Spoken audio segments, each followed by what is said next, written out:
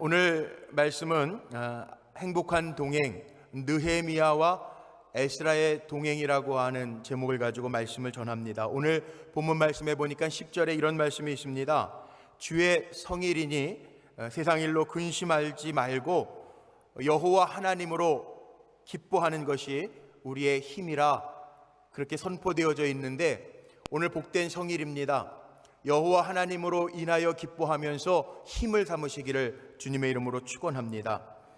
무너진 예루살렘 성벽과 성전을 건축하면서 그 건축이 끝난 이후에 느헤미야가 에스라와 더불어 이스라엘 모든 백성을 모아두고 하나님의 말씀을 낭독하는 가운데 이스라엘 백성들이 회개하고 통회하면서 자복하는 놀라운 영적 각성 운동이 일어나고 있음을 오늘 본문을 통해서 볼 수 있습니다.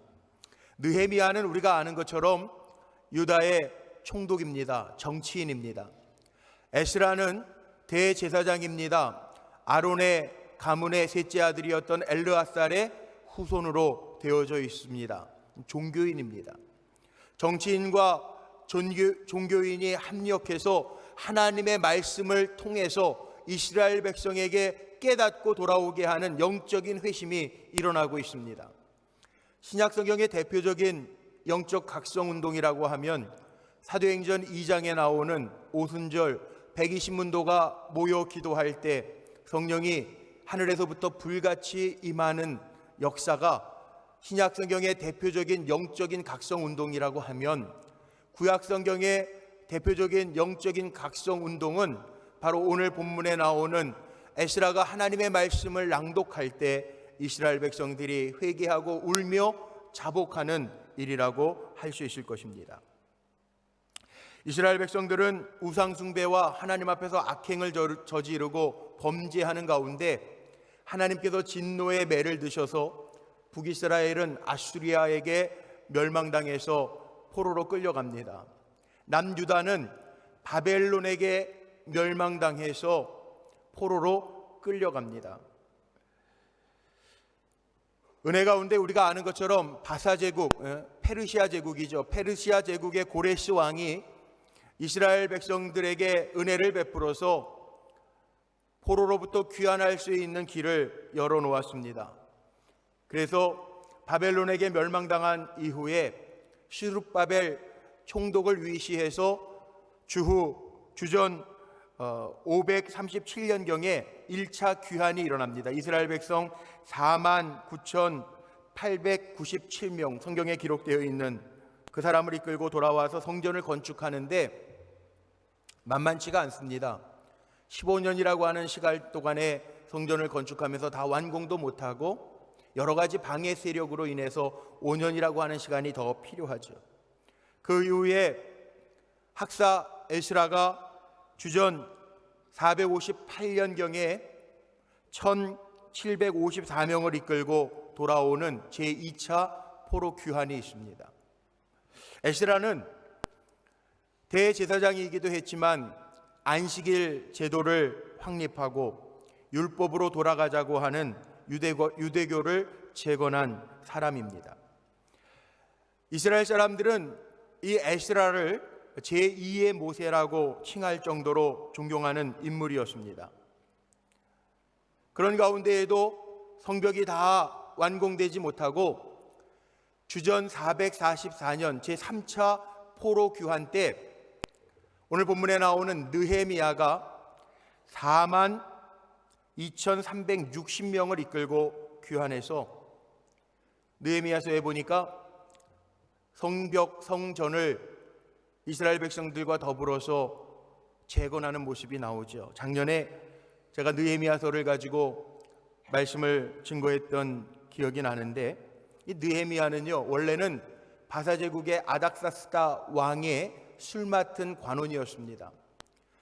예루살렘 고향으로부터 형제였던 하나니가 와서 이 느헤미야에게 예루살렘 성전이 회파되어졌다, 불탔다라고 하는 소식을 전해주자 이 느헤미야가 마음의 아픔과 상처를 가지고 금식하면서 기도합니다.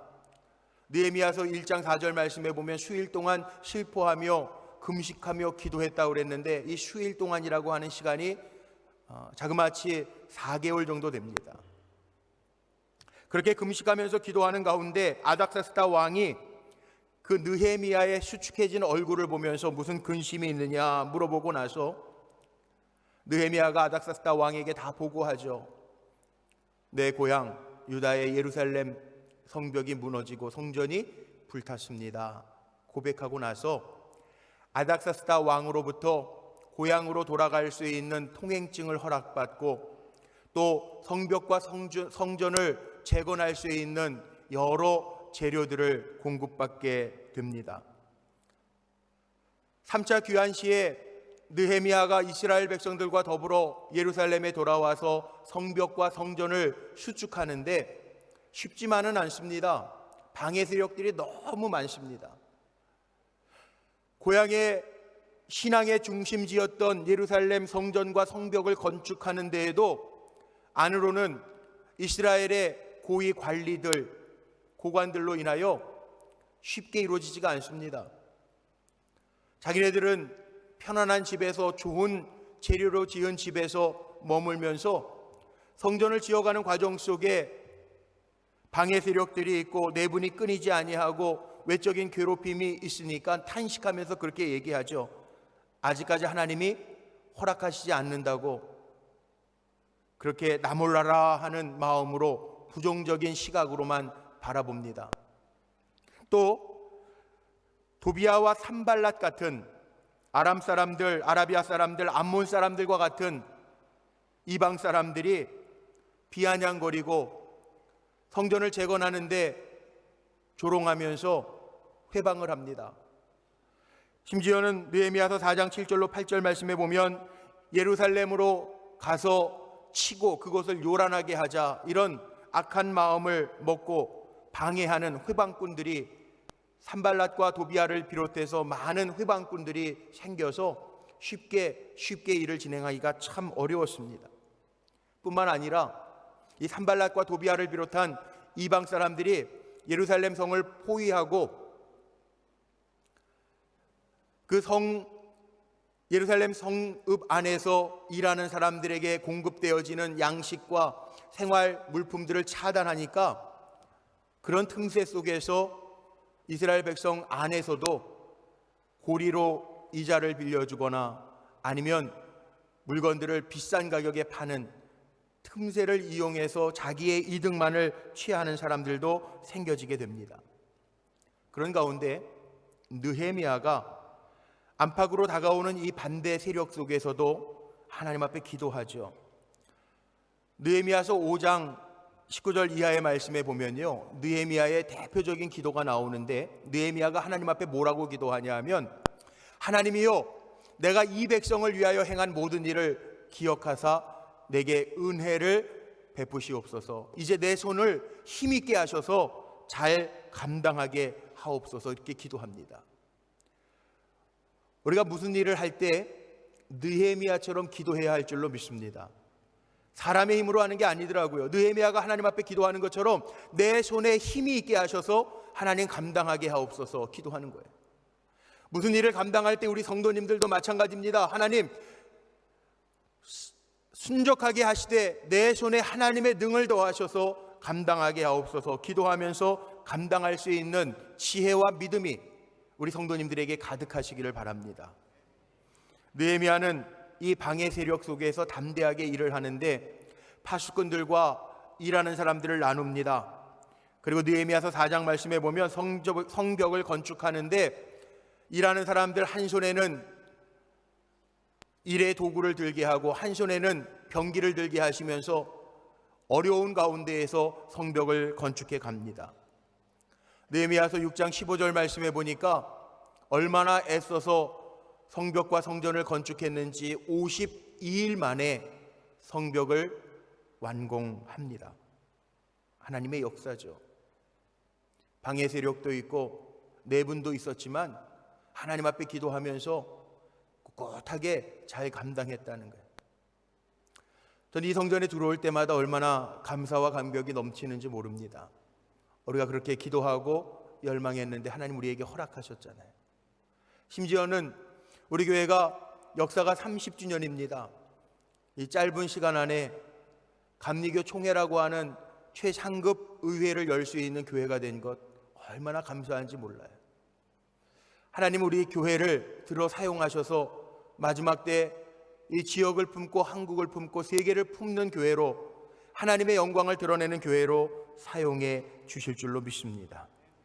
느헤미야가 성전 공사를 마치고 바로 바사제국으로 돌아간 것이 아닙니다. 우리 오늘 말씀을 통해서 주목해야 할 말씀이 여기에 있습니다. 눈에 보이는 예루살렘 성전과 성벽이 재건되었는데 사명 끝 그리고 물러선 것이 아니라 느헤미야는 보이는 성전보다 보이지 아니하는 성전, 이스라엘 백성들의 마음속에 영적인 회복과 성전이 지어지기를 원하는 마음으로 하나님의 말씀을 학사 에스라와 더불어서 선포하고 들려지게 했다라고 하는 사실입니다. 굉장히 중요합니다. 오늘 왜 예배에 우리가 모였는가? 하나님의 말씀이 들려질 때 우리의 영이 사는 은혜가 임할 줄로 믿습니다. 하나님의 말씀을 들으면서 우리가 사는 역사가 나타날 줄로 믿습니다. 느헤미야서 7장을 기준으로 해서 7장까지는 예루살렘의 성전과 성벽을 재건하는 데 초점이 맞춰져 있는데, 느헤미야서 7장을 기준으로 해서 하반부는 사람에게 초점이 맞추어져 있다라는 거예요. 교회의 목적은 사람을 세우고 사람을 변화시켜 영적 부흥이 일어나 하나님의 나라를 확장하는 것, 그게 교회의 목적인 줄로 깨달으시기를 바랍니다. 건물을 세우는 것보다 중요한 것이 있습니다. 건물, 하나님 우리에게 이렇게 좋은 건물을 허락하셨는데 건물을 세우는 것보다 더 중요한 것이 있습니다. 이제 우리가 감당해야 할 사명은 사람들을 세우는 것, 하나님의 백성들을 세워서 하나님의 영광을 드러내는 교회다운 교회가 되어야 할 줄로 믿습니다. 느헤미야는 성벽을 지키는 사람들, 예배를 섬기는 사람들, 성벽 안에 사람들을 세우는 일을 하고 있습니다. 마치 고린도전서 3장 16절 말씀에 보면 사도 바울이 이런 말씀을 선포하죠. 우리 한번 같이 읽어볼까요? 화면을 참고해서 우리 같이 소리내서 고백합니다. 너희가 하나님의 성전인 것과 하나님의 성령이 너희 안에 계시는 것을 알지 못하느냐. 우리가 하나님의 성전이라고요. 우리 한 분 한 분 성도님들이 하나님의 성전으로 우리 안에 하나님의 영이 거하시는 것을 깨닫고 흩어지면 작은 교회로서의 사명을 잘 감당하는 종들이 되시기를 주님의 이름으로 축복합니다. 느헤미야는 예루살렘 성전과 성벽을 건축하고 나서 마음속에 하나님이 도우시면 무엇이든지 하실 수 있구나 라고 하는 자부심과 능력이 생겼습니다. 그래서 이제 상처나고 하나님 앞에서 득죄해서 포로로 끌려갔던 백성들이 돌아와서 성전을 재건해 놓고 저들의 심령 가운데 회복이 일어나기를 바라는 마음으로 학사 에스라를 초청해서 하나님의 말씀을 듣고 있습니다. 중요한 것, 사람을 세우는 능력은 어디에 있느냐? 하나님의 말씀 안에 있음을 기억하시기를 바랍니다. 우리가 왜 행복한 동행을 하면서 한 영혼을 귀하게 여기면서 친밀하게 밥을 사줘가며 만남을 가지면서 이끌려고 하느냐? 사람을 살리는 능력이 하나님의 말씀에 있기 때문에 그렇습니다. 오늘 본문 1절 2절 말씀에 보면 수문 앞 광장 앞에 이스라엘 백성들이 모입니다. 일곱째 달 초하루라고 하는 것은 우리식으로 얘기하면요, 이게 유대력으로 보면 티시리월, 유대력으로는 그렇게 얘기하는데 정월 초하루예요. 우리식으로 얘기하면 설날입니다. 정월 초하루입니다. 유대 사람들이요, 정월 초하루 날 성전 수문 광장 앞에 다 모이는 거예요. 그리고 이른 새벽부터 정오에 이르기까지 하나님의 말씀을 듣습니다. 말귀를 알아들을 수 있는 사람이면 남녀노소 구분할 것 없이 다 성전 수문 앞 광장 앞에 모여서 하나님의 말씀을 듣습니다. 이것이 능력이고 이것이 부흥입니다. 하나님의 말씀을 오늘도 듣는 가운데 우리 사랑하는 성도님들, 삶의 부흥이 일어나시기를 주님의 이름으로 축복합니다. 하나님의 말씀을 받는 가운데 우리 성도님들의 삶의 문제가 해결되어지고 살게 하시는 하나님의 손길이 느껴지시기를 주님의 이름으로 간절히 축복합니다. 이래서 중요한 거예요. 초하루날 뭐 하십니까? 우리 보통 정월 초하루가 되면 가족들 모여서 아침 식사하죠. 뭐 고스톱 치는 가정도 있긴 하더라고요. 그런데 지금 유대 백성들은요, 정월 초하루날 남녀노소 구분할 것 없이 다 성전 수문 앞에 모여가지고 하나님의 말씀을 받아요. 하나님의 말씀을 받는다라는 게 정말 중요합니다. 제가 팁을 하나 드릴게요. 어제도 저도 이사 신방 했는데 왜 이사하면서 하나님 앞에 예배합니까? 하나님의 말씀대로 복된 가정 되게 해달라고 하나님 앞에 예배하는 거잖아요. 한날 한날 직장에 나가셔서도 하나님의 말씀 먼저 묵상하고 하루를 사시기를 바랍니다. 다르게 하시는 하나님의 역사가 임할 줄로 믿습니다. 새로운 자녀를 얻어도 마찬가지예요. 오늘 우리 어린 아기 현승이 축복했잖아요. 저 아이의 인생이 하나님의 말씀에 따라 순종하면서 살아가면서 복된 인생이 되게 하여 주옵소서. 우리 축복했잖아요. 하나님의 말씀은 능력이 있고 하나님의 말씀은 우리를 살게 하는 역사, 힘이 있기 때문에 그렇습니다. 감리교 창시자였던 웨슬리 목사님에게 이런 간증이 있습니다. 웨슬리 목사님이요, 강도를 당한 적이 집에, 물론 영국의 산업혁명기였으니까 강도를 만났는데 집에 젊은 청년 강도가 들어왔는데 초범이었는지 벌벌 떨다가 웨슬리 목사님한테 걸렸어요. 웨슬리 목사님이 이 젊은 청년 강도에게요 불러서 이렇게 얘기합니다. 목사는 목사인 것 같아요. 이보게 청년 강도, 당신이 우리 집에 강도하러 도둑질하러 들어왔는데 이거 훔쳐가는 걸로 하지 말고 내가 자네에게 주는 걸로 함세. 그리고 내가 선물을 하나 더 줄게. 그리고 선물을 하나 더 줬는데 뭘 줬냐 하면 성경책을 선물로 줬어요. 여러 해 지나서 우리가 아는 것처럼 웨슬리 목사님은 순회 설교자였거든요. 말 타고 다니면서 순회 전도를 하는 설교자였는데 어느 도시에 가서 설교를 마치고 예배를 마치고 내려가는데 한 젊은이가 와서 웨슬리 목사님의 손을 잡고 그렇게 고백하더라는 거예요. 목사님, 제가 몇 해 전에 목사님 가정에 들어가서 강도, 도둑질을 하던 사람이었습니다. 그때 제가 훔쳐간 것 내가 준 걸로 하시겠다고 그러고 선물로 성경책을 주셨는데 그 말씀을 읽으면서 내가 이렇게 변화가 됐습니다. 감사합니다. 그리고 그때 빌려간 것까지 드리면서 좋은 일을 위해서 쓰시든지 이건 제 것이 아닙니다. 그리고 돌려주더라는 말씀의 능력은요 이런 겁니다. 오늘 예배하면서 말씀을 받는 우리 성도님들의 삶 속에 이런 능력이 임하시기를 주님의 이름으로 축복합니다.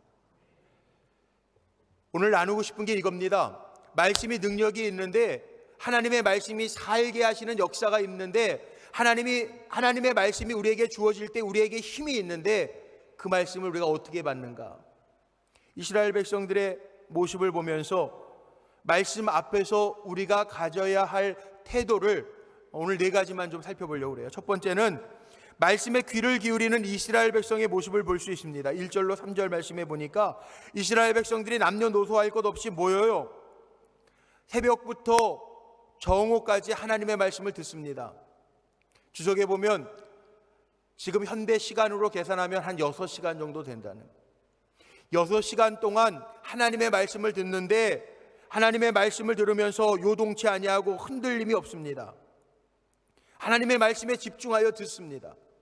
중요한 것, 하나님의 말씀이 선포되어지고 하나님의 말씀이 낭독되어지는 곳에 하나님의 기적이 임할 줄로 믿습니다.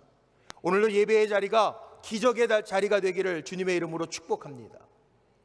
이게 중요한 거예요. 내가 오고 싶어서 온 게 아니라 하나님 우리를 불러주셨고 우리가 갈급한 심령으로 하나님의 말씀을 받을 때 그 말씀의 능력이 있음을 기억하시기를 바랍니다. 오늘날 우리는 말씀을 너무 쉽게 생각하는 것 같아요. 그런데 말씀을 들을 때 하나님 우리 살게 하신다고요. 오늘도 여리고 특별 새벽기도의 마지막 날 새벽을 깨우면서 요한계시록 2장에 있는 말씀을 읽고 나누었습니다. 초대교회 아시아의 소아시아의 7교회에 주시는 말씀 가운데 끝에 붙는 말씀이 있죠. 귀 있는 자는 성령이 교회들에게 하시는 말씀을 들을지어다. 귀 있는 자가 듣는데요. 우리의 마음속에요, 하나님의 말씀을 받을 때도 마찬가지입니다.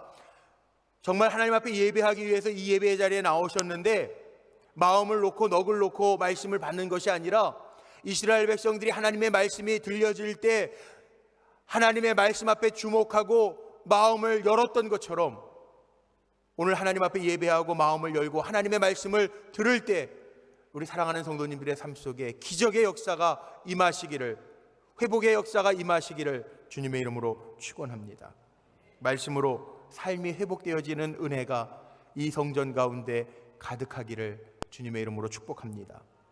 두 번째는 말씀에 대한 존중함을 이스라엘 백성이 보이고 있습니다. 4절로 6절 말씀에 보니까 에스라가 특별히 지은 나무 강단 위에 서서 말씀을 전하는데 에스라의 좌편 우편에 13명의 레위인들이 서서 있습니다. 에스라가 하나님의 말씀을 낭독하니까 13명의 레위인들이 백성들에게 가서 말씀을 해석해주고 말씀으로 도와주는 거예요. 오늘 본문에 보니까 말씀을 듣는 이스라엘 백성들이 다 하나님의 말씀을 깨달았다라고 표현하고 있어요. 이 말씀을 듣는 태도가 참 중요합니다. 태도가 중요한 거예요.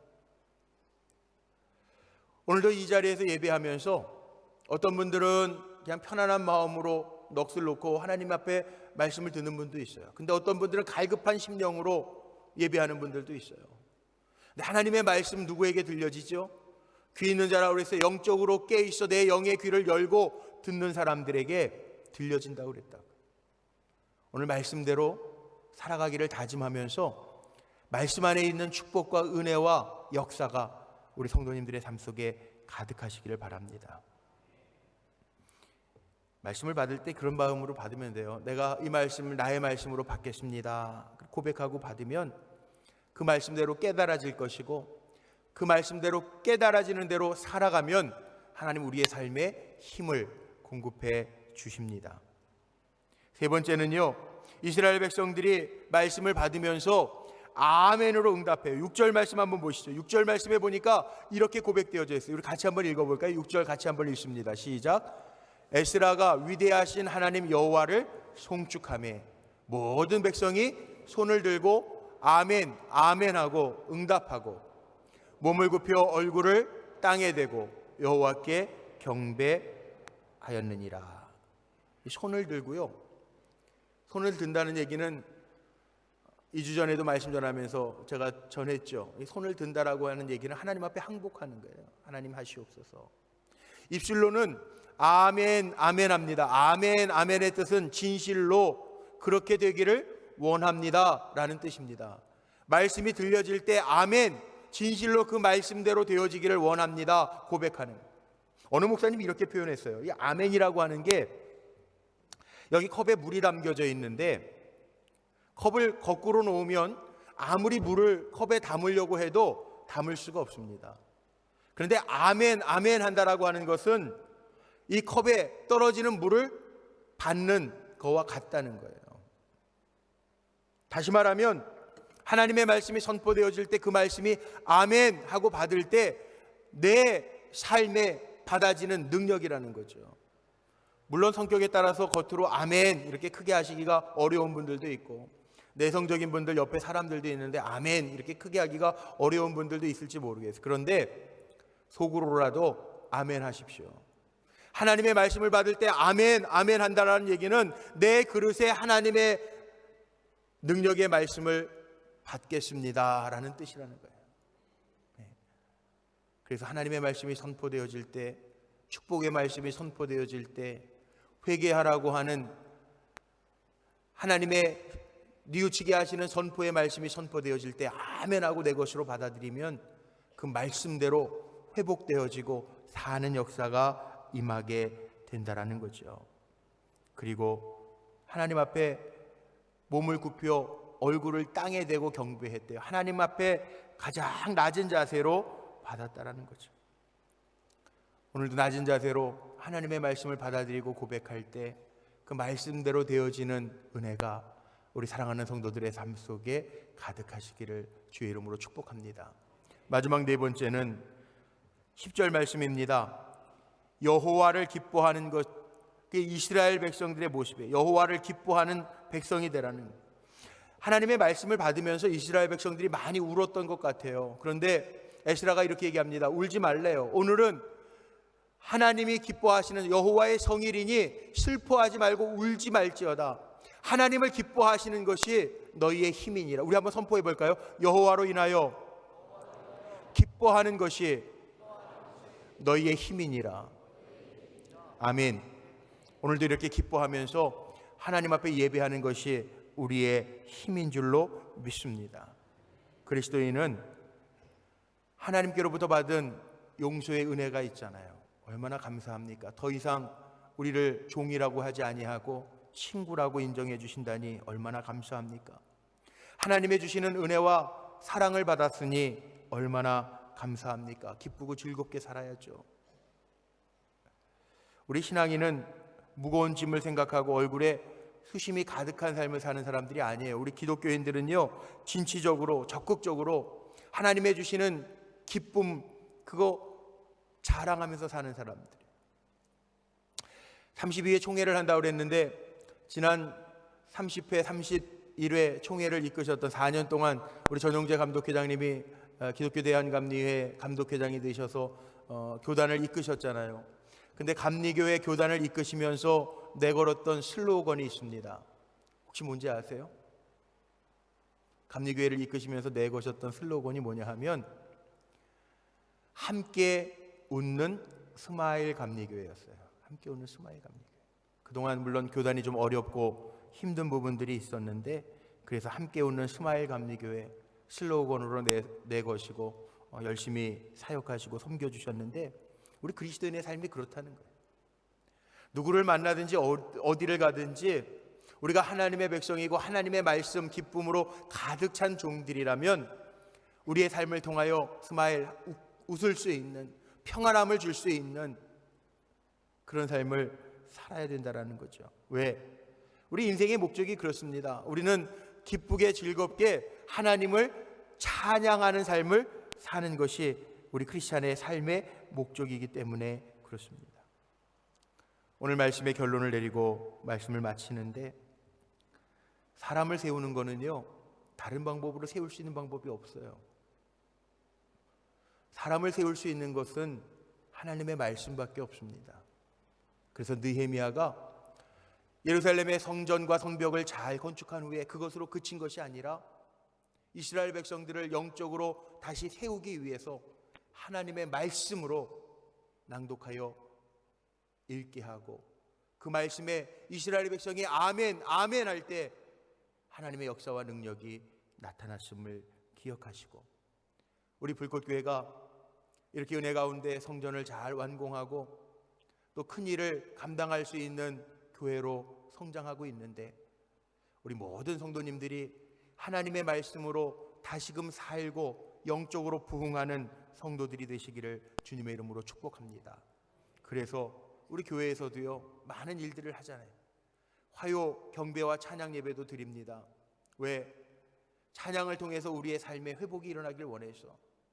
부흥회도 지난 주간에 했습니다. 왜? 하나님의 말씀이 들려지며 우리의 심령에 자복하고 회개하기 위해서, 그리고 하나님의 사람으로 세워지기 위해서.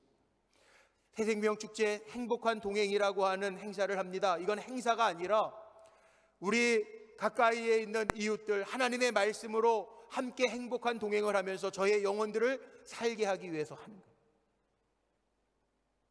12월 첫 주가 되면 육신적으로도 우리가 생명을 나누기 위해서 헌혈 행사도 하려고 그래요. 12월 4일 주일에는 저희 교회 헌혈차가 2대 오기로 돼 있어요. 이런 일들을 왜 합니까? 우리를 통해서 살게 하시는 하나님의 역사를 이루기 위해서 우리가 하는 거죠. 우리 불꽃교회 사랑하는 성도님들과 더불어 하나님의 말씀에 아멘하고 응답하면서 그 말씀 가운데 생활하면서 영적 부흥, 다시금 살게 하시는 하나님의 능력이 가득하시기를 주님의 이름으로 축원합니다. 기도하시겠습니다. 하나님, 하나님의 말씀과의 동행을 통한 영적 회복이 일어나게 하옵소서. 여호와로 인하여 기뻐하는 것이 우리의 힘임을 알게 하여 주옵소서. 우리 불꽃교회가 하나님의 말씀을 가지고 사람들을 세워갈 수 있는 좋은 교회가 될 수 있도록 축복하여 주옵소서. 우리 주 예수 그리스도의 이름으로 감사하며 축복하며 기도하옵나이다. 아멘.